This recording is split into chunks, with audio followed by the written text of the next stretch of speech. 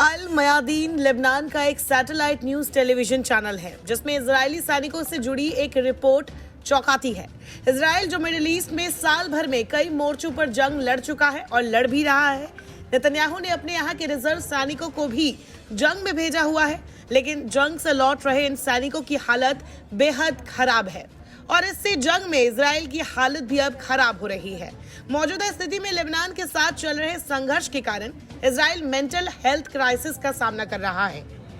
Israel के national council for suicide prevention chief Gil Zalsman ने mental health tsunami की चेतावनी दी है, क्योंकि इस साल क्राइसिस सेंटर विजिट्स पिछले साल से 40% ज्यादा बढ़ गए हैं। उन्होंने फायर आर्म्स तक पहुंच को सीमित करने और बंदूक लाइसेंस एप्लीकेशंस में आत्महत्या के विचारों के बारे में पूछने का सुझाव दिया है। वो मेंटल हेल्थ प्रोग्राम्स के लिए ज्यादा पैसा और थेरेपिस्ट के लिए वेतन बढ़ाने की मांग भी करते हैं।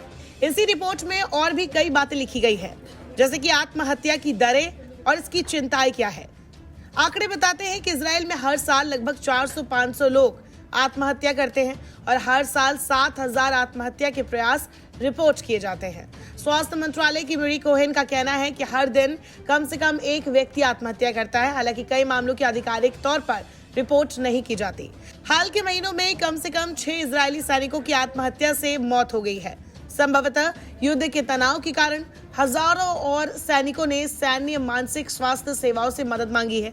सेना मानसिक स्वास्थ्य समस्याओं के लक्षणों को पहचानने के लिए अधिकारियों को ट्रेन कर रही है और युद्ध से पहले और बाद में सैनिकों के लिए उपचार कार्यक्रम पेश कर रही है।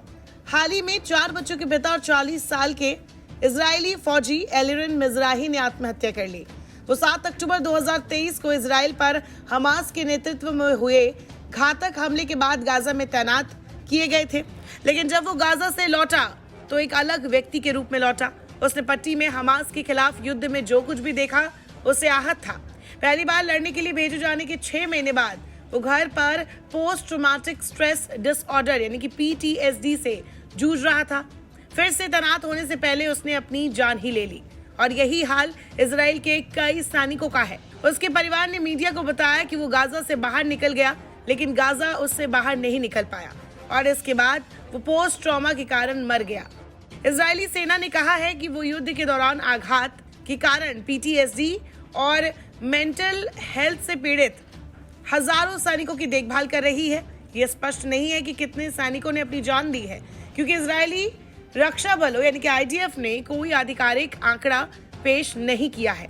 लेकिन निश्चित तौर पर यह युद्ध सिर्फ इजराइल नहीं लड़ रहा, वहां का हर एक नागरिक और हर एक फौजी लड़ रहा है। ऐसी हालत को लेकर इजरायली सरकार का अपने ही देश में विरोध भी होता रहता है, लेकिन इजराइल के प्रधानमंत्री बेंजामिन नेतन्याहू लेबनान, गाजा और पूरे मिडिल ईस्ट में युद्ध जारी रखना चाहते हैं। ये बिना सोचे कि इस युद्ध से उनके देश में किस कदर तबाही मच रही है। नमस्कार, मैं हूं मानक गुप्ता। अगर आपको हमारा ये वीडियो पसंद आया हो तो इसे लाइक और शेयर जरूर करें और हाँ, हमें सब्सक्राइब और फॉलो करना ना भूलें ताकि आप देश और दुनिया की कोई खबर मिस ना करें। तो जुड़े रहिए हमारे साथ और देखते रहिए न्यूज़ 24।